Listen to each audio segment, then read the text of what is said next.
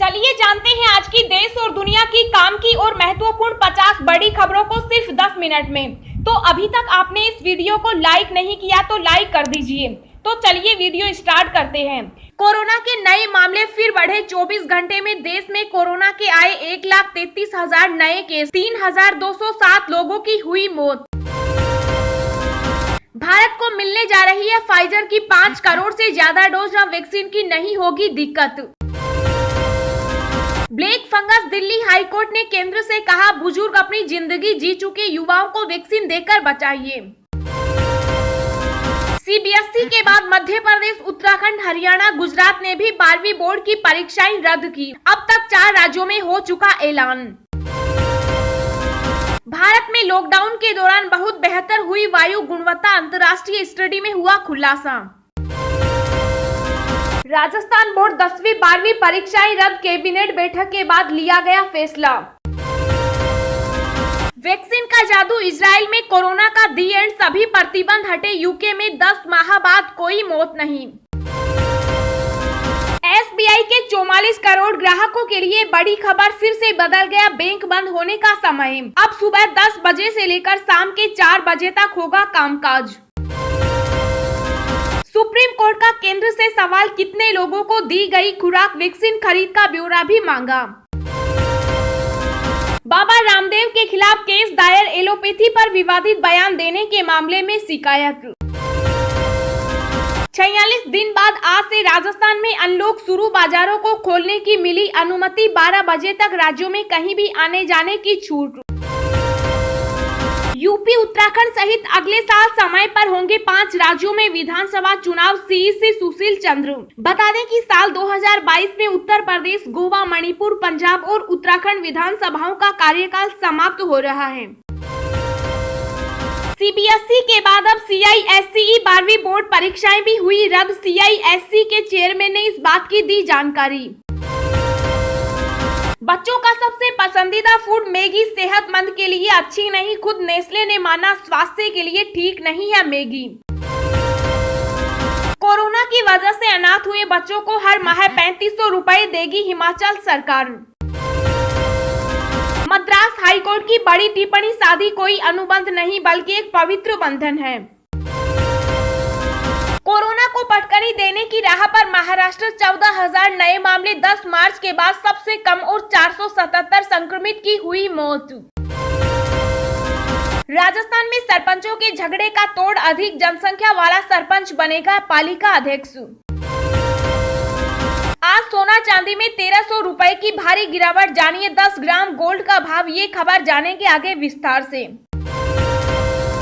6 करोड़ नौकरी पेशा लोगों को मोदी सरकार का बड़ा तोहफा, अगले महीने पीएफ खाते में आएंगे ज्यादा पैसे। 12वीं बोर्ड परीक्षा रद्द, असंतुष्ट होने पर दे सकेंगे परीक्षा, सीबीएसई ने जारी किया महत्वपूर्ण नोटिस। ये खबर भी जानेंगे आगे विस्तार से। सोशल मीडिया पर कांग्रेस का कैंपेन, राहुल की मांग, शुरू हो देशव्यापी मुफ्त टीकाकरण अभियान। देश में बढ़ रहा ब्लैक फंगस का कहर, अकेले दिल्ली में 700 से ज्यादा एक्टिव केस, कोर्ट ने भारी मन से कहा पहले युवाओं को मिले दवा। जी हाँ दोस्तों, और भी बहुत बड़ी काम की खबरें निकल कर आ रही हैं, इसलिए वीडियो को लास्ट तक जरूर देखना। तो चलिए अब जानते हैं जो महत्वपूर्ण खबरें हैं उनको विस्तार से। पर इससे पहले अभी तक आपने इस वीडियो को लाइक नहीं किया तो लाइक कर दीजिए। एसबीआई के 44 करोड़ ग्राहकों के लिए बड़ी खबर, फिर से बदल गया बैंक बंद होने का समय।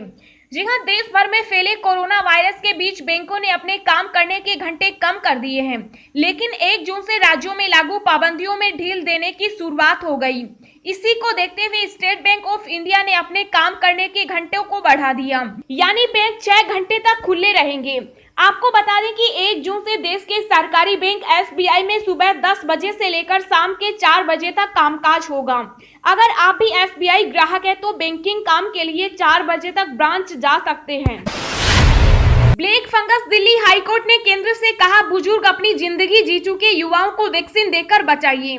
जी हां, भारत में कोरोना वायरस की दूसरी लहर ढलान पर है, लेकिन ब्लैक फंगस के मामले बढ़ रहे हैं। वहीं कोरोना की वैक्सीन की शॉर्टेज भी बनी हुई है। दिल्ली हाईकोर्ट ने ब्लैक फंगस के बढ़ते मामलों और इलाज से जुड़ी दवाओं की कमी पर केंद्र सरकार को कड़ी फटकार लगाई। केंद्र सरकार ने इस मुद्दे पर अपनी स्टेटस रिपोर्ट दायर की थी, जिस पर दिल्ली हाईकोर्ट ने कई सवाल खड़े किए। हाईकोर्ट ने कहा, हमें दुख होता है कि हमने कितने युवाओं को इस बार खो दिया। आप ऐसे लोगों की जिंदगी बचाने में लगे हैं जो अपनी जिंदगी जी चुके। हम नहीं कह रहे कि आप सीनियर सिटीजन को प्राथमिकता मत दीजिए, लेकिन अगर वैक्सीन की कमी है तो कम से कम प्राथमिकताएं तो तय करें। बुजुर्ग देश को नहीं चलाने वाले। कोर्ट ने केंद्र की मौजूदा नीतियों को लेकर फटकार लगाते हुए कहा, युवाओं को प्राथमिकता दीजिए, क्योंकि इन्हीं पर भविष्य निर्भर करता है।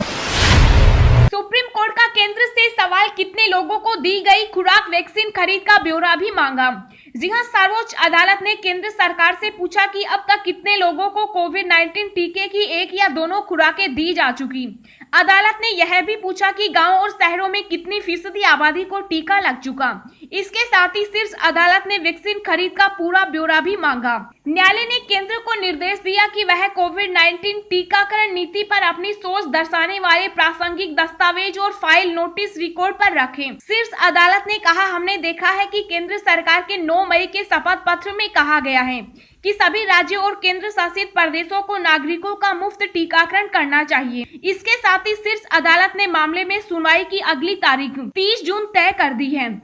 अदालत ने केंद्र से 2 सप्ताह के अंदर शपथ पत्र दाखिल करने के लिए कहा है। 12वीं बोर्ड परीक्षा रद्द, असंतुष्ट होने पर दे सकेंगे परीक्षा। सीबीएसई ने जारी किया महत्वपूर्ण नोटिस। जी हां, सीबीएसई 12वीं बोर्ड परीक्षा रद्द होने के बाद अब अभिभावकों और विद्यार्थियों को परिणाम का इंतजार है। हालांकि मीडिया रिपोर्ट्स के अनुसार सीबीएसई के अधिकारी ने यह स्पष्ट किया है कि अभी मूल्यांकन मानदंड तैयार करने में समय लग सकता है। संतुष्ट न होने पर दे सकते हैं परीक्षा। प्रधानमंत्री के फैसले के बाद सीबीएसई ने अपनी आधिकारिक वेबसाइट पर एक अधिसूचना जारी की। इसके मुताबिक कक्षा 10वीं बोर्ड की तरह कक्षा 12वीं के लिए भी ऑब्जेक्टिव क्राइटेरिया तैयार किया जाएगा। अगर कोई विद्यार्थी आंतरिक मूल्यांकन के आधार पर तैयार किए गए परिणाम से संतुष्ट नहीं है तो उसे परीक्षा देने का एक अवसर भी दिया जाएगा। स्थिति अनुकूल होने पर सीबीएसई द्वारा सभी विद्यार्थियों को परीक्षा देने का विकल्प दिया जाएगा। इंटरनल परीक्षा को भी बनाया जा सकता है आधार। मंगलवार को आयोजित बैठक में शामिल केंद्रीय मंत्री धर्मेंद्र प्रधान ने बताया कि कक्षा 12वीं का परिणाम तैयार करने के लिए इंटरनल परीक्षा को भी आधार बनाया जा सकता है, यानी कक्षा 11वीं और 12वीं के इंटरनल परीक्षा के आधार पर कक्षा 12वीं का अंतिम परिणाम तैयार किया जा सकता है। 6 करोड़ नौकरी पेशा लोगों को मोदी सरकार का बड़ा तोहफा। अगले महीने पीएफ खाते में आएंगे ज्यादा पैसे, चेक करें डिटेल। जी हां, नौकरी पेशा लोगों के लिए बड़ी खुशखबरी आने वाली है। अगले महीने से पीएफ खाते में ज्यादा पैसे आ सकते हैं। दरअसल एम्प्लॉइज प्रोविडेंट फंड ऑर्गेनाइजेशन की तरफ से कर्मचारियों को जल्द ही बड़ी खुशखबरी मिल सकती है।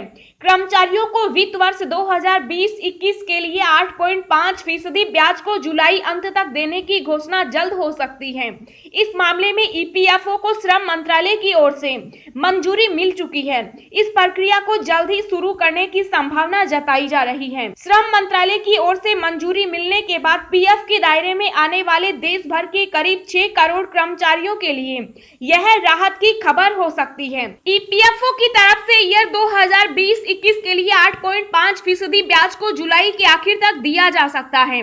मीडिया रिपोर्ट्स के मुताबिक ब्याज का पैसा कर्मचारियों के अकाउंट में सीधे क्रेडिट किया जा सकता है।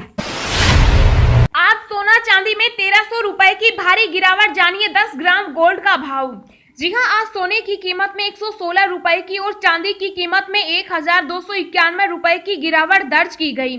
दिल्ली सराफा बाजार में आज सोने की कीमत गिरावट के साथ 48,772 रुपए प्रति 10 ग्राम और चांदी 70,836 रुपए प्रति किलोग्राम के स्तर पर बंद हुई।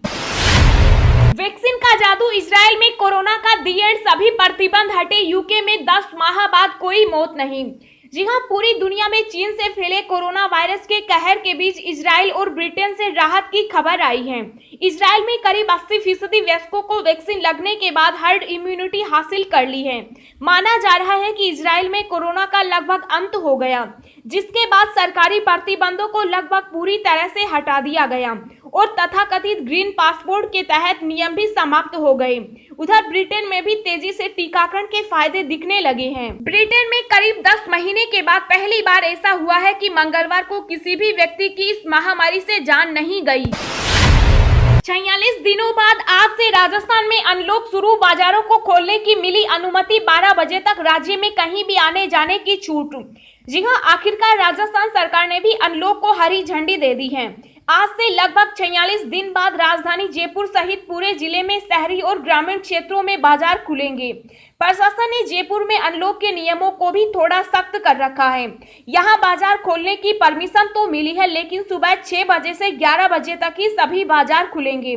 मॉल्स और एसी शॉपिंग कॉम्प्लेक्स नहीं खुलेंगे, लेकिन नॉन एसी शॉपिंग कॉम्प्लेक्स में दुकानें खुल सकेंगी।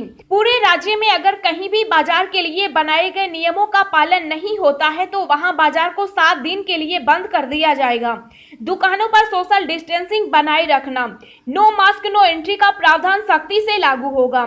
जिस दुकान पर कोविड प्रोटोकॉल का उल्लंघन होते हुए पाया गया उसे फाइन तो भरना ही होगा, साथ ही दुकान सील भी कर दी जाएगी। वहीं गृह विभाग की नई गाइडलाइंस में जो छूट और पाबंदियां हैं वो सभी जयपुर में भी लागू होंगी। दिन में 12 बजे से कर्फ्यू जारी रहेगा। वीकेंड कर्फ्यू शुक्रवार दोपहर 12 बजे से मंगलवार सुबह 5 बजे तक रहेगा। इसी के साथ ही गुरुवार से 25% कर्मचारियों के साथ ही सभी सरकारी दफ्तर सुबह 9:30 बजे से दोपहर बाद 4 बजे तक खुलेंगे। यह व्यवस्था 7 जून तक रहेगी। कोविड-19 की वैक्सीन आपको कितने लंबे समय तक सुरक्षित रख सकती है, जानिए जवाब। जी हां, भारत में हर दिन लाखों लोगों को कोरोना की वैक्सीन दी जा रही है। ताजा आंकड़ों के अनुसार देश में 21 करोड़ से ज्यादा लोगों को कोविड की वैक्सीन दी जा चुकी। भारत ने सभी सीरम इंस्टीट्यूट की कोविशील्ड, भारत बायोटेक की कोवैक्सीन और रूस की स्पुतनिक वी वैक्सीन को इस्तेमाल के लिए मंजूरी दी। भारत में एक बड़ी आबादी को अभी वैक्सीन लगाने का काम बाकी है। ऐसे में ये भी सवाल है कि आखिर वैक्सीन से लोगों को कोविड-19 के खिलाफ कितने लंबे समय तक सुरक्षा मिल सकती है। हालांकि कुछ चीजें जो अभी ज्ञात है उसमें ये शामिल है कि फाइजर वैक्सीन की 2 डोज लेने के बाद कम से कम 6 महीने तक ये प्रभावी रहती है। ऐसा ही मॉडर्ना वैक्सीन के मामले में भी है। मध्य प्रदेश बोर्ड की 12वीं कक्षा की परीक्षा रद्द। जी हां, देश में जारी कोरोना वायरस की दूसरी लहर के प्रकोप के चलते मध्य प्रदेश बोर्ड की 12वीं कक्षा की परीक्षा रद्द कर दी गई। मुख्यमंत्री शिवराज सिंह चौहान ने इसकी घोषणा की। केंद्र सरकार ने सीबीएसई की 12वीं की परीक्षा रद्द करने के फैसले के बाद मध्य प्रदेश सरकार ने यह फैसला किया। इससे पहले ऐसी खबर आ रही थी कि सरकार परीक्षा कराने के पक्ष में है। मध्य प्रदेश के शिक्षा मंत्री इंदर सिंह परमार ने कहा था कि अधिकांश छात्र और माता पिता चाहते हैं कि राज्य में कक्षा 12वीं की बोर्ड परीक्षा आयोजित की जाए।